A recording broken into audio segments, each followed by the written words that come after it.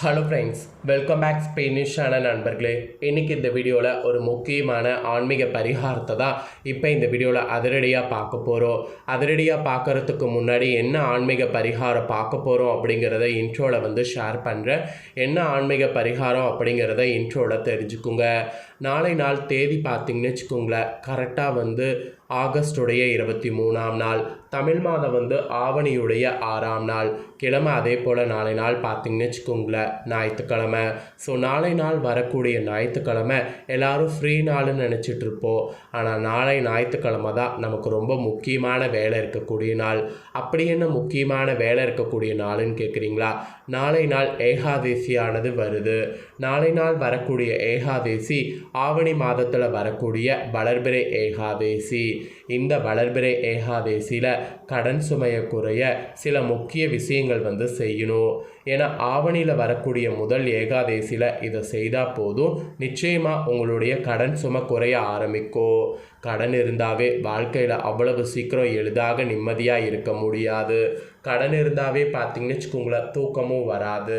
So கடன் இருக்கிறவங்க கடன் பிரச்சனை தீர கண்டிப்பாக இந்த ஒரு விஷயத்தை செய்யுங்க.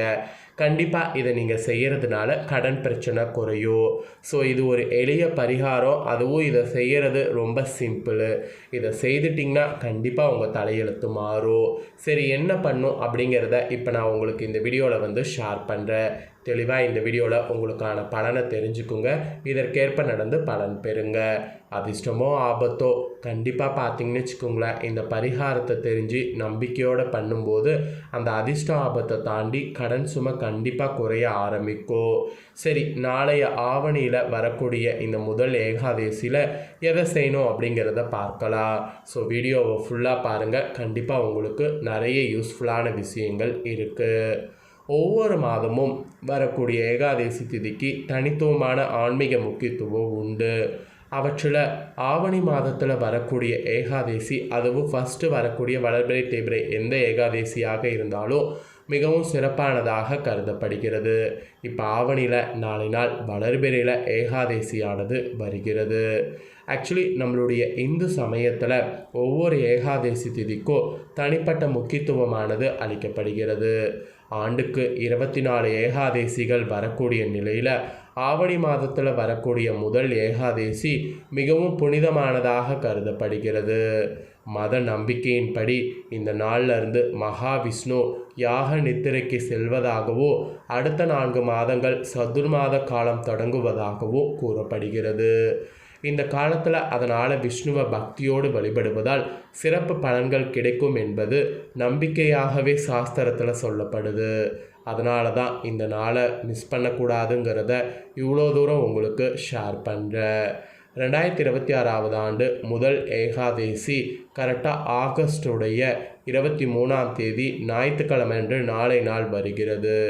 இந்த நாளில் மகாவிஷ்ணுவோடு மகாலட்சுமியும் சேர்த்து வழிபடுவதால் நன்மை தரும் என்று பல அறிஞர்கள் கூறுறாங்க.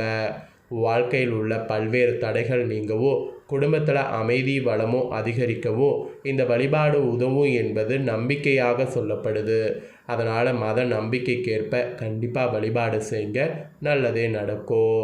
சரி, இப்போ உங்களுக்கு எப்படி பரிகாரம் செய்யணும், என்ன மாதிரியாக நாளை நாள் நடந்துக்கணும் அப்படிங்கிற முறைகளை உங்களுக்கு விளக்கமாக ஷேர் பண்ணுறேன். அதெல்லாம் விளக்கமாக இந்த வீடியோவில் தெரிஞ்சுக்குங்க. கண்டிப்பாக அதெல்லாம் பண்ணி பயன்பெறுங்க. அறிஞர்கள் கூறுவது படி இந்த ஆவணி முதல் ஏகாதேசி நாளில் மஞ்சள் நிற துணியை விரித்து அதன் மீது மகாவிஷ்ணுவின் படத்தை வைக்கணும். அதாவது பெருமாள் படத்தை வைக்கணும். அதுக்கப்புறமேட்டு நெய் தீபத்தை ஏற்றி பெருமாளை வழிபாடு செய்யணும். ஃபஸ்ட்டு மஞ்சள் நிற துணியை விரித்து அந்த துணி மீது ஃபோட்டோவை வைத்து அதுக்கப்புறம் நெய் தீபத்தை ஏற்றி பெருமாளை வழிபாடு செய்யணும். அதன் பின் விஷ்ணு சகசாமத்தை பாராயணம் செய்யணும், இல்லை ஒளிபரப்பு செய்து கேட்கணும். மகாலட்சுமிக்கு சிவப்பு குங்குமப்பூ அல்லது சிவப்பு நிற மலர்களை சமர்ப்பிக்கணும். ஸோ இது நாளை நாள் நீங்கள் பண்ணுவது ரொம்ப நல்லது. இவ்வாறு பக்தியோடு விஷ்ணுவையும் மகாலட்சுமியும் வழிபட்டால் கடன் சுமை குறைந்து பொருளாதார வளம் அதிகரிக்கும். இது மத நம்பிக்கையாக கூறப்படுகிறது. அதனால் இதை கண்டிப்பாக நாளை நாள் செய்ய மறக்காதீங்க. அதாவது மகாவிஷ்ணுவை பார்த்தீங்கன்னு வச்சுக்கோங்களேன், மஞ்சள் நிற துணி விரித்து அதில் வைத்து அதுக்கப்புறமேட்டு நெய் விளக்கு ஏற்றி விஷ்ணு சகசாமத்தை ஒளிபரப்பு செய்து இல்லைனா நீங்கள் படித்து வழிபாடு வந்து செய்யணும். அப்புறம் தாயாருக்கு சிவப்பு நிற மலர்கள் அல்லனா சிவப்பு நிறத்தில் இருக்கக்கூடிய குங்குமப்பூவை சமர்ப்பணம் பண்ணி தாயாரை வழிபாடு செய்யணும். இந்த மாதிரி வழிபாடு செய்யும்போது கண்டிப்பாக எவ்வளோ பெரிய கடன் சுமை இருந்தாலும் உங்களுக்கு கடன் சுமை குறைந்து நீங்கள் நினச்ச மாதிரி வாழ்க்கையில் பார்த்தீங்கன்னு வச்சுக்கோங்களேன் முன்னேற முடியும். ஸோ இதோடு இன்னொரு மெயின் விஷயத்தையும் நாளை நாள் ஏகாதசியில் செய்ய வேண்டும்.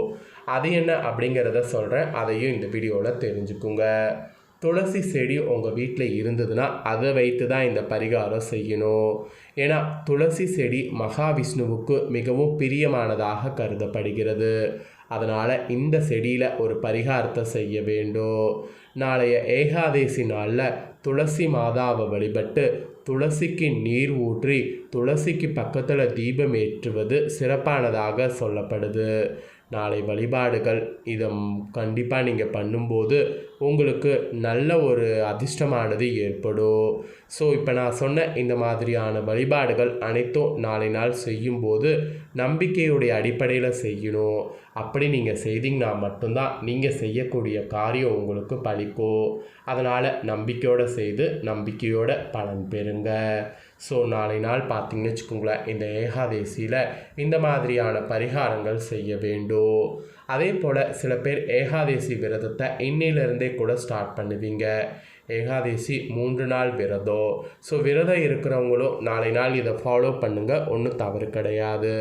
விரதம்லாம் இல்லை, நாளை நாள் வழிபாடு மட்டும் செய்யணும், அதனால் நீ சொன்ன வழிபாடு மட்டும் செய்யலாமான்னு கேட்டிங்கன்னா தாராளமாக அதை மட்டும் செய்யலாம், ஒன்றும் தவறு கிடையாது. ஆனால் உங்களுடைய விருப்பம் எப்படியோ அந்த மாதிரி வழிபாடு செய்துட்டு இந்த பரிகாரமும் செய்யுங்க, போதுமானது. அதே போல் நாளை நாள் பார்த்தீங்கன்னு வச்சுக்கோங்களேன், நான்வெஜ் சாப்பிட்றது கூடாது.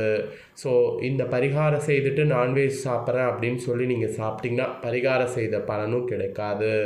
நாளை ஒரு நாள் அசைவம் வந்து சாப்பிடாமல் இருந்து பரிகாரம் செய்யுங்க, அப்போ தான் உங்களுக்கு பலிக்கும். இதெல்லாம் வந்து உங்களுக்கு சொல்லப்பட்ட சின்ன சின்ன குறிப்புகள், இதையும் நோட் பண்ணியிருக்குங்க.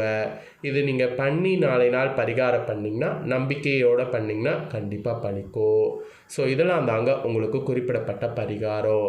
இதை நீங்கள் பார்த்தது போல் உங்கள் ஃப்ரெண்ட்ஸ் ஃபேமிலி இருக்கவங்களும் பார்த்து அவங்களும் பயன்பெறணும்னு நினச்சிங்கன்னா வீடியோ லைக் பண்ணி ஷேர் பண்ணுங்கள்.